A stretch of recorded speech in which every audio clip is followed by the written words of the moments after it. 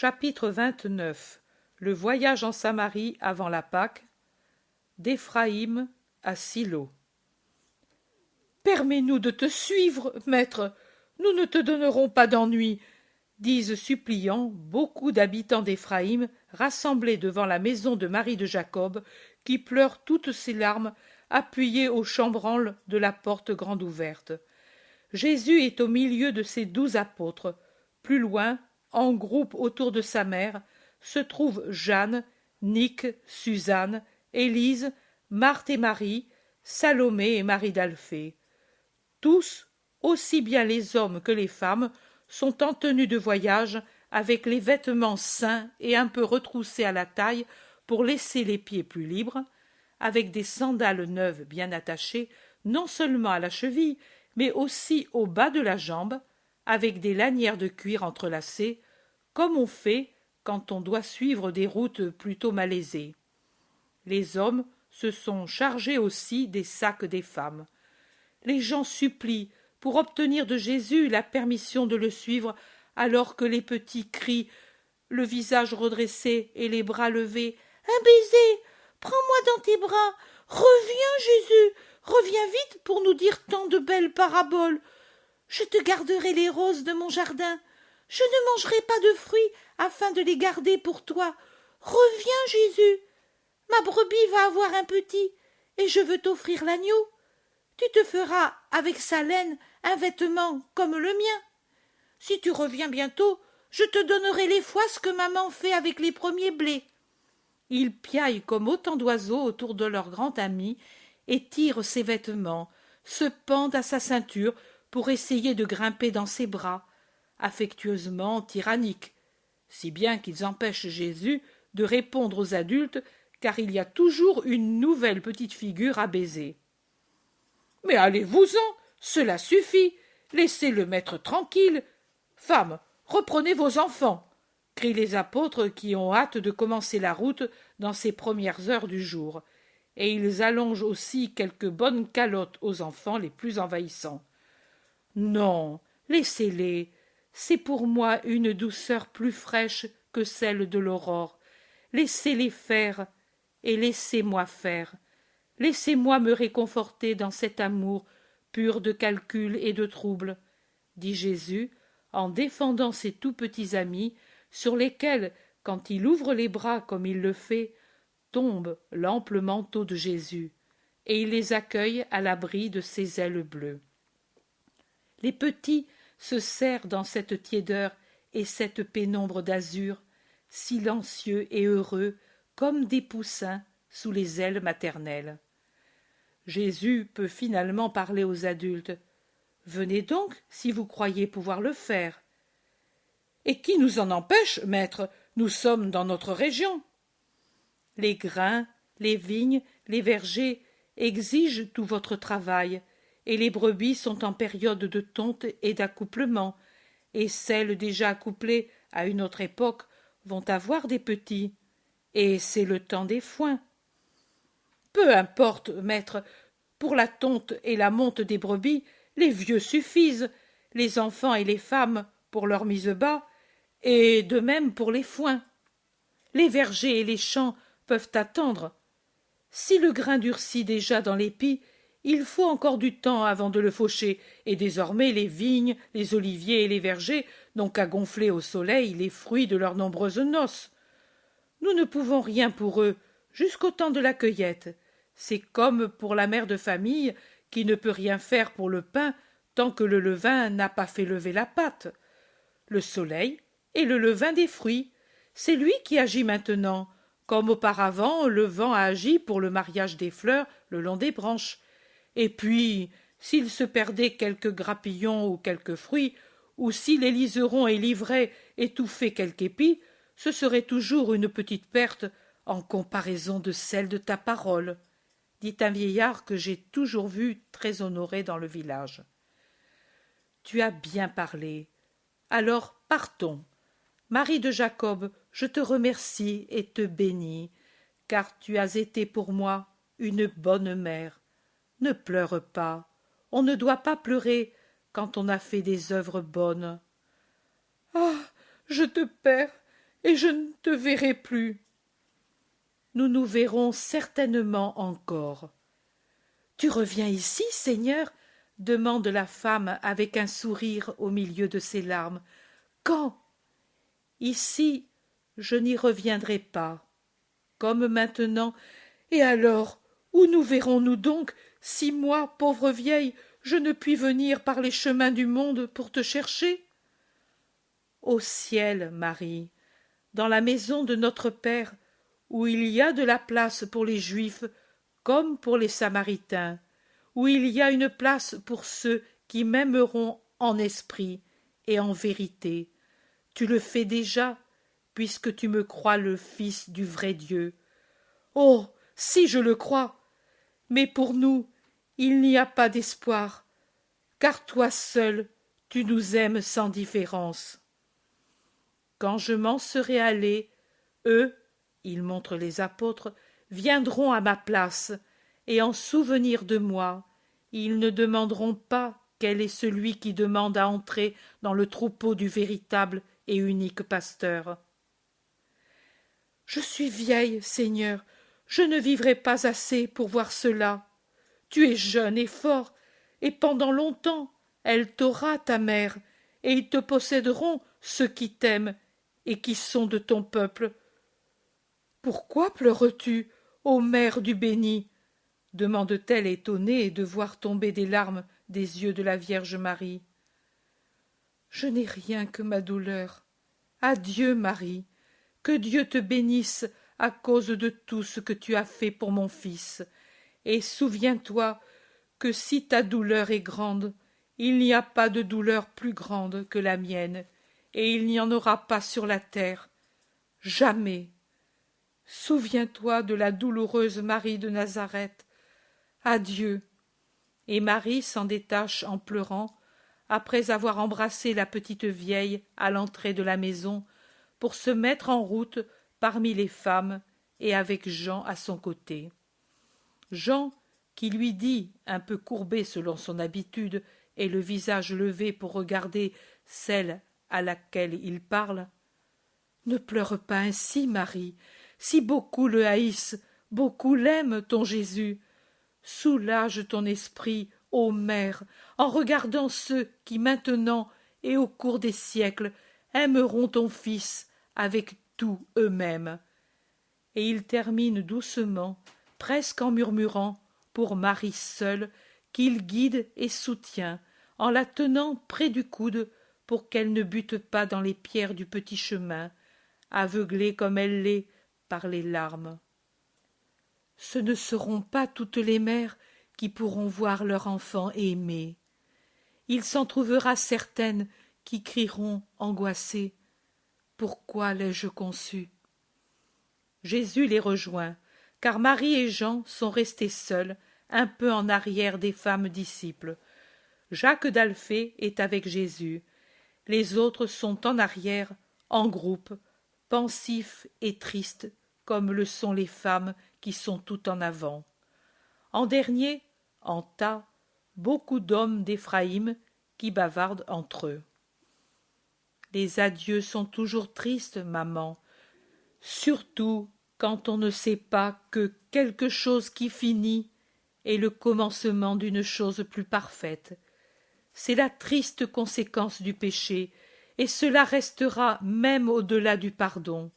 Mais les hommes la supporteront avec plus de courage, car ils auront Dieu pour ami. Tu as raison, Jésus, mais il y a une douleur que Dieu laisse goûter tout en étant l'ami le plus paternel qui puisse exister. Pour moi, il est tel. Oh, Dieu est bon, tellement bon. Je ne voudrais pas que Jacques et Jean ni aucun autre fussent scandalisés par mes pleurs. Dieu est bon, il a toujours été bon avec la pauvre Marie. Je me le suis dit chaque jour depuis que je sais penser. Et maintenant, je le dis à chaque heure, à chaque instant. Je le dis toujours plus à mesure que la douleur m'accable. Dieu est bon. Il t'a donné à moi, fils affectueux et saint et capable, même seulement comme enfant, de compenser toute douleur de femme. Il t'a donné à moi, pauvre jeune fille, élevée au rang de mère de son Verbe incarné. Et cette joie de pouvoir t'appeler fils, ô mon Seigneur adoré, est si grande que les larmes ne devraient pas tomber de mes cils pour aucun de mes martyrs, si j'étais parfaite comme tu l'enseignes. Mais je suis une pauvre femme, ô mon fils, et tu es mon enfant. Et quelle est la mère qui puisse ne pas pleurer quand elle sait que son enfant est haï, et elle le sait? Mon fils, secours ta servante. Certainement, il y avait encore en moi de l'orgueil quand je pensais être forte, mais alors le temps était encore éloigné. Maintenant il est ici, je le sens. Secours-moi, Jésus, mon Dieu. Certainement, si Dieu me laisse souffrir ainsi, il y a un but de bonté pour moi, car s'il le voulait, il pourrait me faire souffrir seulement de ce qui arrive. Lui t'a pourtant formé ainsi dans mon sein, comme il n'est pas de comparaison pour dire comment tu as été fait. Mais il veut que je souffre, et qu'il en soit béni, toujours. Mais toi, Jésus, aide-moi, aidez-moi tous, tous, car c'est une mer tellement amère, celle où je me désaltère.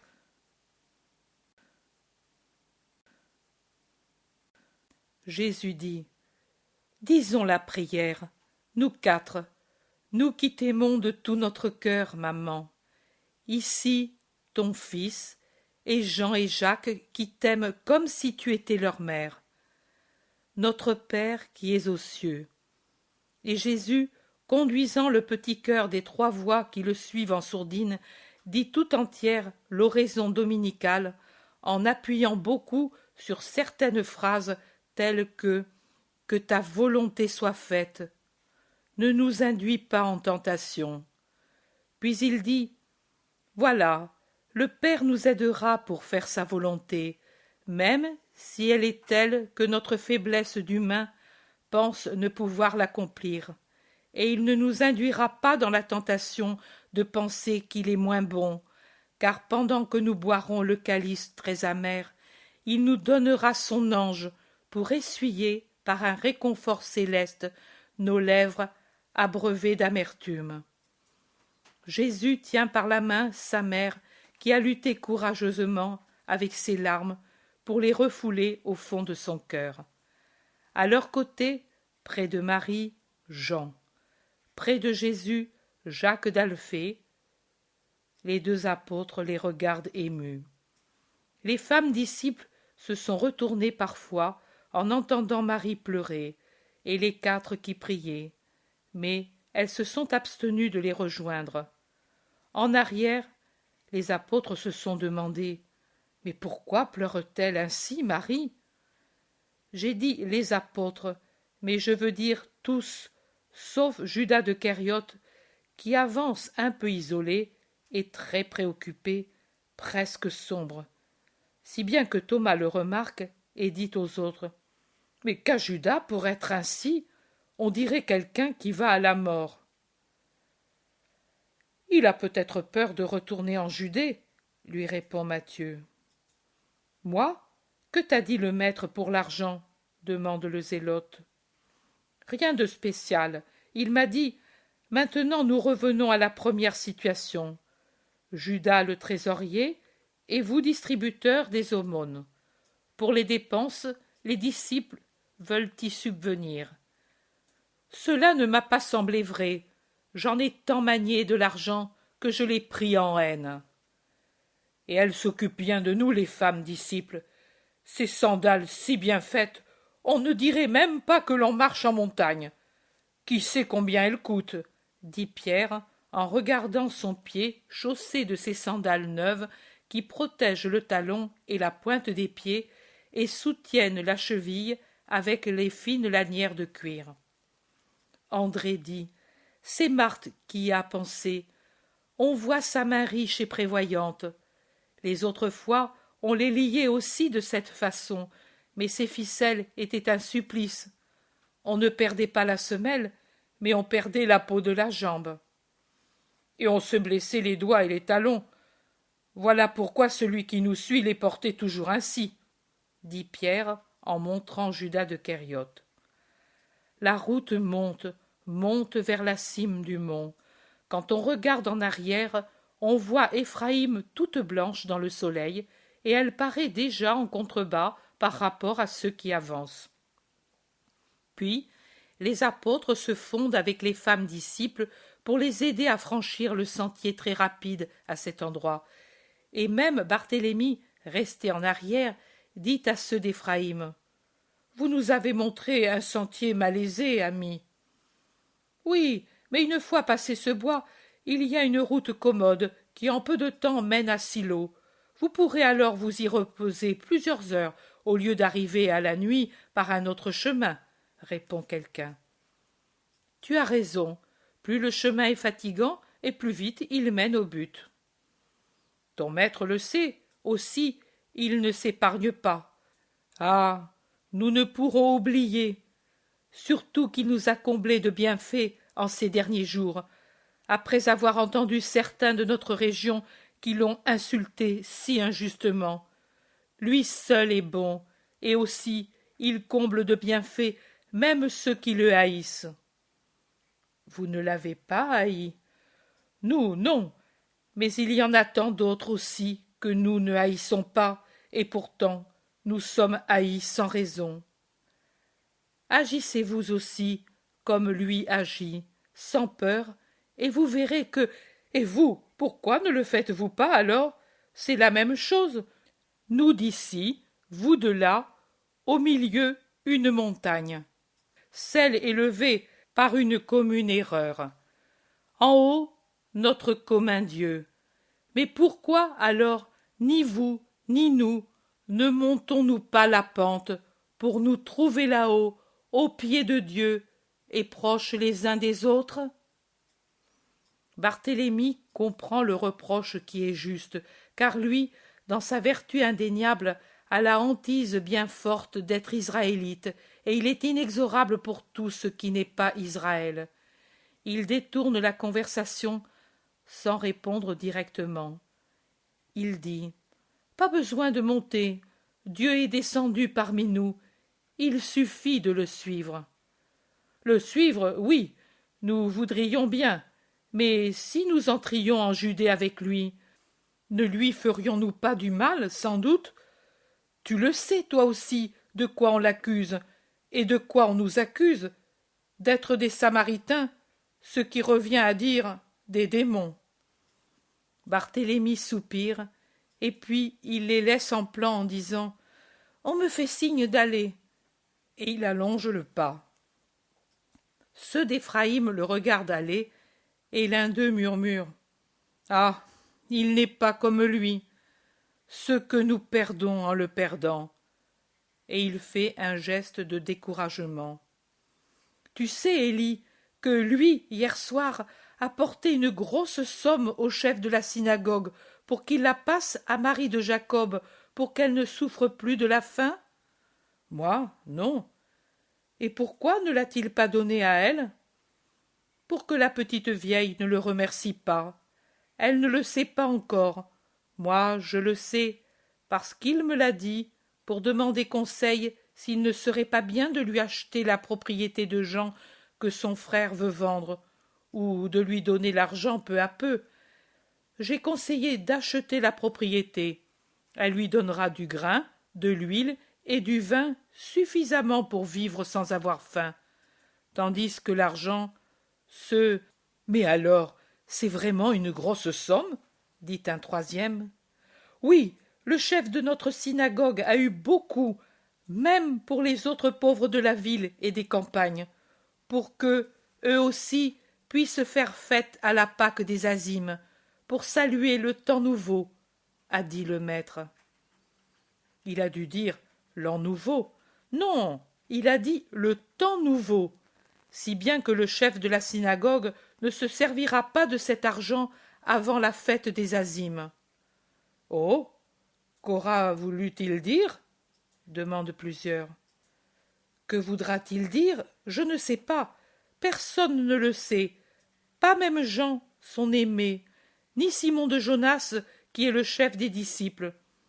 Je le leur ai demandé, et le premier a blêmi. Le second est resté absorbé comme quelqu'un qui cherche à deviner. Et Judas de Kériote, c'est quelqu'un d'important parmi eux, peut-être plus que les deux autres. Lui sait tout, dit-il, il saura cela aussi. Allons l'interroger. Il lui plaît de dire ce qu'il sait. Ils se mettent à rejoindre Judas, qui est encore isolé, comme au début. Seul désormais sur le sentier, car les autres ont pris un détour, et il semble qu'ils aient été engloutis dans la verdure épaisse de la pente. Judas, écoute-nous. Le maître dit qu'il veut une grande fête pour la Pâque des Azimes, pour saluer le temps nouveau. Que voudra-t-il dire? Moi, je ne sais pas. Suis-je peut-être dans la pensée du maître, moi? Demandez-le à lui qui vous aime tant. Et il hâte le pas, les laissant déçus. Lui aussi n'est pas le maître. Il n'y a personne qui ait sa pitié, disent-ils en secouant la tête. Eh bien, est-ce que c'est eux que nous suivons? C'est lui que nous suivons, et nous faisons bien de faire ainsi. Allons. Qui sait si de ses lèvres, avant qu'il aille en Judée, on ne pourra pas savoir ce que cela veut dire.